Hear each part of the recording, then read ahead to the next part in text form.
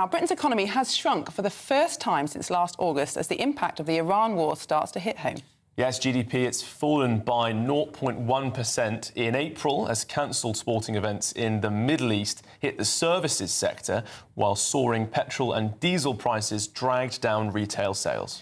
Well, the Chancellor, Rachel Reeves, admits the conflict is having an impact, but could Britain now be heading for a recession? Well, shall we speak to political and economic media commentator Jamie Jenkins. Jamie, good morning. Thank you for joining us. Not good news on paper, but I'm always very sceptical about these figures. 0.1%, well within a rounding error. Is this really a contraction or just a different way of measuring things?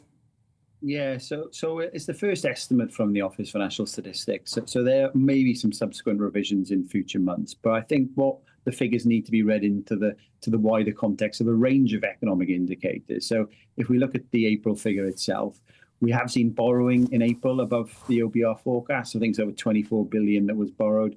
We've seen significant job losses in the month of April as well, and we've got significant year-on-year job losses.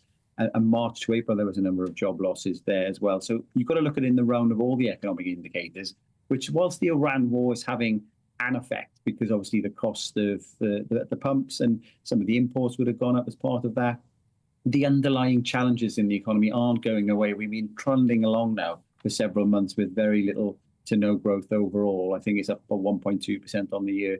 So you're right to think, treat a bit of caution on this. But it's the start of the Chancellor's new fiscal year, April. So having a slight decline in the economic figures is not a great start as we go into the new fiscal year. Jamie, I'm really sorry, we've only got a minute left, so quite quick with this one. Do you think that the British economy is proofed for these sorts of incidents in terms of net zero, our preparedness as an economy, or are we left pretty susceptible to these shocks? Yeah, well, ultimately, what you've got is if we want to get the economy growing, we need to get either taxes down or more money into consumers' pockets. So the fact that our energy prices are so high, and that's partly to do with the government's net zero policy, this government and the previous government, the best tax cut or more money into consumers' pockets you could have is to make energy cheaper. And if we don't get energy cheaper, we are going to be susceptible to all of these shocks sort of globally. So I think that's the kind of the area the government needs to focus on. Tax cuts would be great, but getting more money into households with lower energy prices will stimulate the economy. OK. Jamie Jenkins, thank you very much for your time.